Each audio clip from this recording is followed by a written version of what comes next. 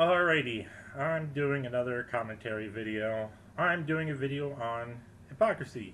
You know, the thing that nobody can actually spell because for some reason we all pronounce the I like an A. So, why am I talking about hypocrisy? Because this is something that spills into our political discourse. Now, hypocrisy is something that we all have or will have practiced at some point. Some people do it intentionally. Others, like myself, when I realize I'm being hypocritical about something, it really pisses me off to no fucking end. So what is hypocrisy? Hypocrisy is, in case you don't know, is, hey, I can do this thing, but you can't because you're not me. Or, hey, I like when this person does it because I like this person, but if this other person does the same exact thing, fuck them because I hate them. The thing that feeds into people's hypocrisy is the same thing that feeds into why people become part of the amoeba class. Oh, I'm rich. That means I must be better than everybody, so I can do whatever the fuck I want. Part of the reason why hypocrisy becomes so prevalent is because of narcissism. If you think about it, if you would really take a look at our society in the past few decades, it's something that's really been an idea that's kind of been pushed on people passively, primarily through advertising. I remember when I was a kid, and you had advertising that all said, "Oh, well, you're a kid, you're the greatest thing," right? This whole idea, basically, this whole idea being promoted through different ways of advertising, that the person is the center of the universe, which is a stark contrast to advertising of a couple of generations ago, which was more selfless in some ways. The whole thing about doing your part. Along with that, you had the advent of social media.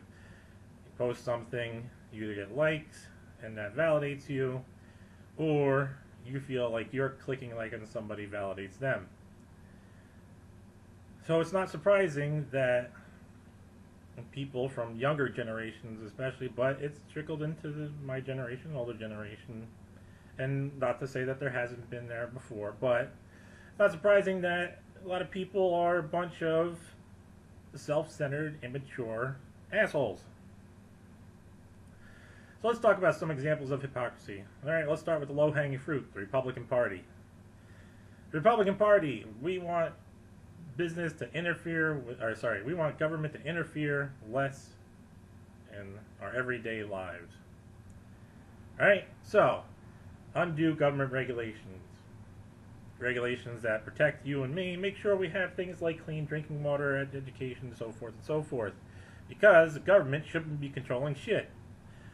Who should be controlling shit then? Well, corporations. Right? Let corporations control everything. That's why you have all these non-disclosure agreements, anti-competition clauses, and let's not forget the oh-so-wonderful forced arbitration clauses. Yeah, because government shouldn't have any run over your lives, but corporations should. They should be allowed to come into your town, pump out all the groundwater from underneath your town, and leave you with a whole bunch of trash in your backyard, and the air you breathe would be all noxious and everything. Why? Because that's who should be controlling your lives. Authoritarian corporations, not the government, which is controlled, at least in part, by you and me. Yeah. Oh, but where they do like government controlling your life is if you have a vagina. They want government all up in that shit. You got this new heartbeat bill or whatever the fuck like that. So if your fetus has a heartbeat, can't have an abortion anymore. That tends to happen around 6 weeks, and most women don't even know they're pregnant at 6 weeks, or until about 6 weeks. Yeah. That's all because of religion. Yeah, no abortion because religion. You got all these religious places, all these religious institutions that are are hardline against religion because it's the right thing to do. But I find it interesting that most of the places that are so hard against abortion are the places where you see cases of pedophilia and sexual assault. So I'm sure those two things there's no correlation whatsoever. Alright, so now that we've gone over the low-hanging fruit, let's move on to something that's probably more prominent right now. The left.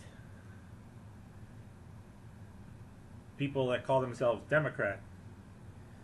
Well, what is a Democrat? What is democracy? Well, democracy means that everybody comes together and they talk about and discuss and debate their ideas.